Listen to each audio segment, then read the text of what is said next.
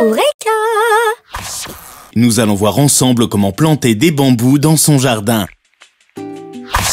Voici les différentes étapes à suivre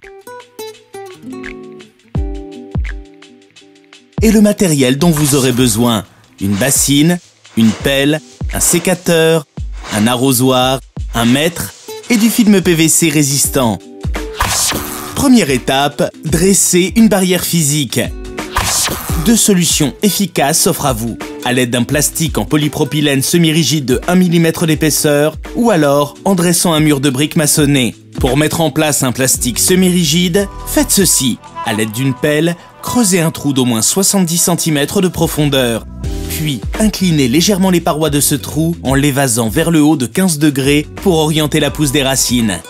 Tapissez ensuite ce trou en plaquant contre les parois de grands morceaux du plastique sans tapisser le fond. Veillez à ce que le recouvrement soit important. Pour plus d'efficacité, laissez le plastique dépasser de plusieurs centimètres en surface. Deuxième étape, mettez un bambou en terre. Le bambou s'achète en jardinerie. Il est possible de le transplanter en toute saison, hormis la période de gel et celle de fin de printemps quand les racines sortent. Humidifiez généreusement la motte en faisant tremper le conteneur dans une bassine d'eau. Puis, amendez votre sol avec un peu de compost. Découpez ensuite le plastique du conteneur avec un sécateur dans le sens de la hauteur. Libérez la motte et posez-la au fond du trou. Elle doit s'enfoncer de quelques centimètres sous le niveau du sol. Après ça, refermez le trou. Troisième étape, constituez une haie de bambou.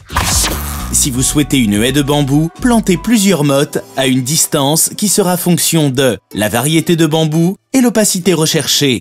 Par exemple, pour les bambous non traçants de type Fargesia qui ne nécessitent pas de barrière anti-rhizome, plantez une touffe de bambou tous les 80 cm à 1 mètre.